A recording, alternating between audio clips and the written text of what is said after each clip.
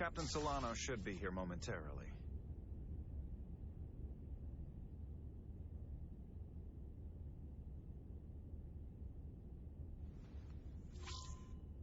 You'll have to forgive me, I don't know much about Kobleons. But my understanding is you need a steady supply of duridium to keep your cell structure stabilized, or bad things start to happen. And we have plenty of duridium in sickbay, so there's no risk of running out. Thank you. Feel free to make yourself at home.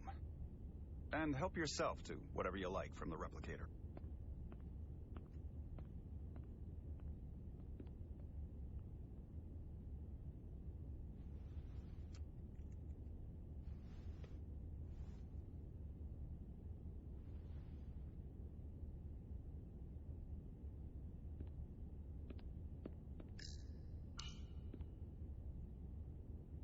He's still got a thing for trains.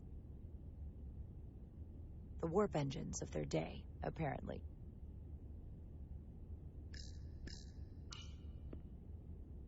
We'll be out there soon. Going where no one has gone before.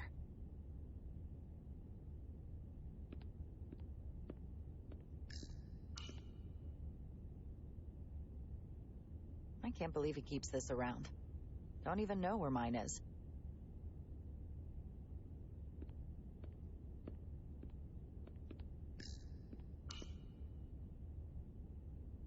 The first mineral Captain Solano ever discovered.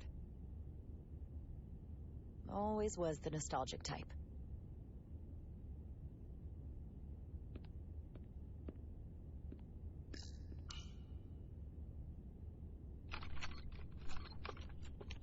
Can't wait to plot a course myself.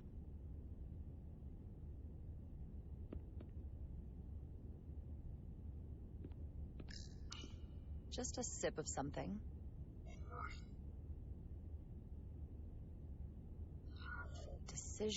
Decisions. Coffee.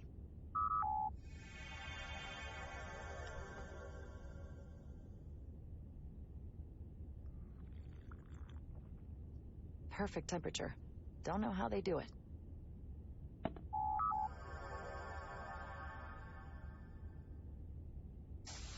Jara Rydek.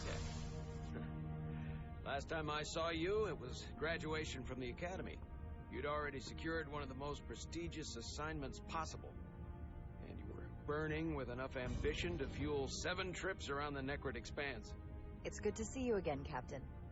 I could not be happier to have you on the Resolute. The only regret is that we couldn't provide you with a warmer welcome.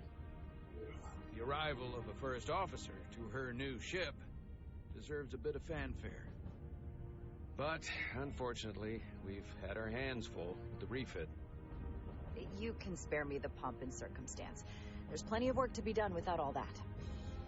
You always had a work ethic like nothing I'd ever seen. That's just what this ship needs at the moment. As I'm sure you've heard, we've had a rough go of it these last 6 months. The ship suffered some damage, but not nearly as much as the crew.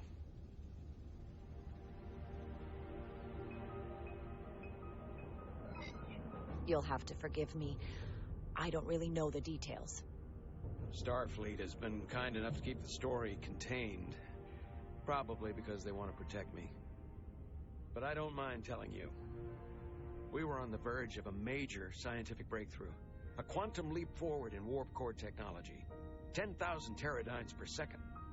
The ability to travel at a sustained rate of speed longer and faster than we ever dreamed. What would have been the crowning achievement of my career.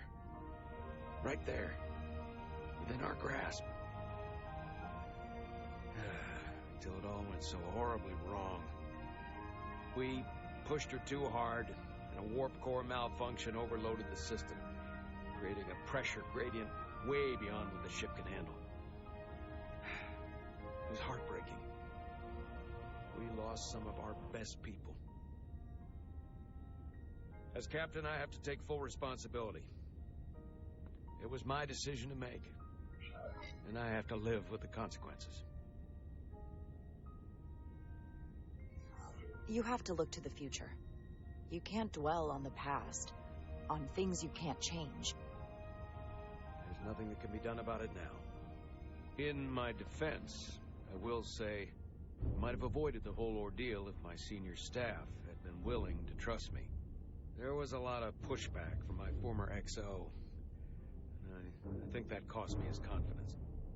I don't want you to pull any punches. Certainly not on my account. But once we decide on a course of action, I need everyone to fully commit to the mission. Anything short of that just won't work. And that's when things start to go sideways. This is your ship, and you are the captain. So as far as I'm concerned, whatever you say, goes. That's the kind of support I'm looking for. Look, I'll be blunt. We can't afford another mistake. Or at least I can't. I feel like my career is hanging in the balance here. We need a win. Something to restore the crew's confidence. I understand. On a more positive note, Starfleet has tasked us with what they're calling a mission of the highest priority. Escorting a senior diplomat to Hotari space. Two previously peaceful and otherwise non-aggressive civilizations now find themselves on the brink of all-out war. So it's a peacekeeping mission. I see it as a golden opportunity to not only prove what the Resolute and her crew are truly capable of, but also a mission for which we're uniquely qualified. This ionic storm. Our long-range sensors suggest it's several orders of magnitude stronger than anything on record. A total anomaly like nothing we've seen before. And you'll never guess where it leads. Hotari. Exactly. Very nearly in the precise location where we're headed. Where I imagine the interference will be exponentially greater. But the diplomat will brief us on the details at the rendezvous. But are we prepared to embark on the mission? As much as I'd like to think that's true, I have my doubts. But I don't want to get ahead of myself. I expect we'll have some rough sledding when we arrive, so I need you to prepare the crew for the worst. There's just one more thing I want to clarify up front. The metric that for me will be the ultimate measure of your success. What is it? If after serving as my first officer, you don't one day find yourself with a ship of your own, then I will consider it my personal failure. When that might happen is entirely up to you. But it goes without saying, you have my full support. Thank you. But I feel like I still have so much to learn. We'll have plenty of opportunity. And if you're willing to put in the work, I'll do everything in my power to help you along the way. Come, let me introduce you to the crew.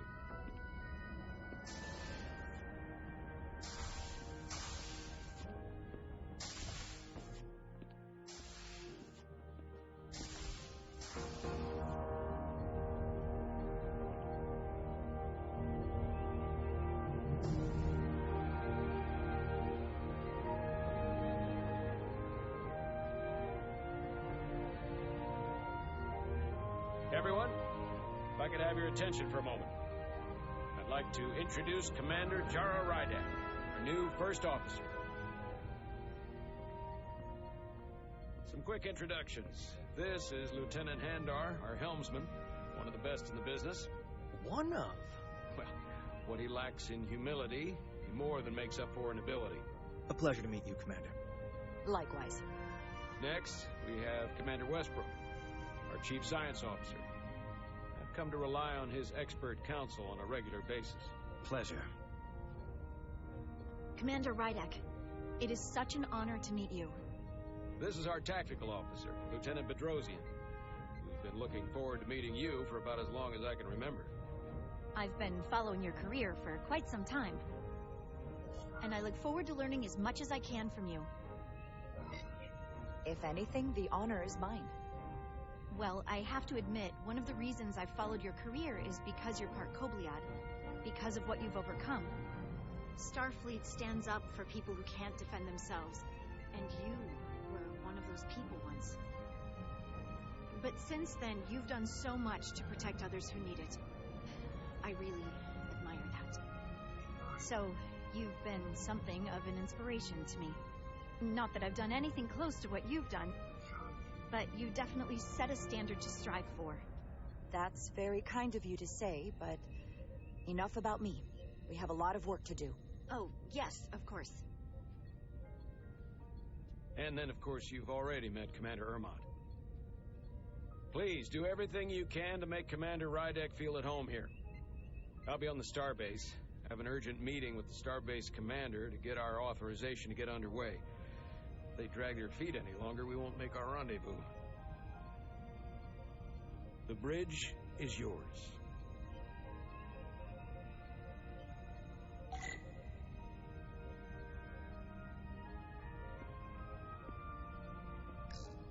Operations. Staffing, supplies. There's a lot to keep track of on a starship. Good thing we have Commander Ermont.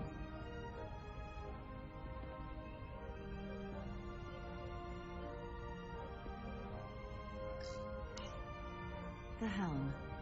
The Resolute is a refitted Centaur class, meaning it's capable of quick maneuvers. Can't wait to see what she can do.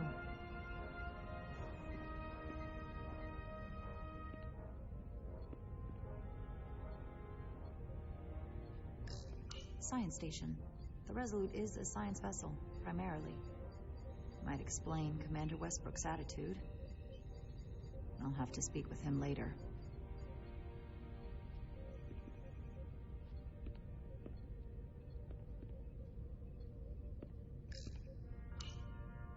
So many decks. Full of crew that are now my responsibility. Tactical station. Hopefully a diplomatic mission won't require we use our weapons much.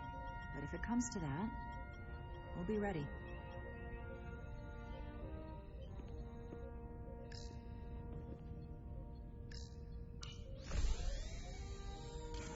Tactical holodais. Just like they've got on the Excelsior.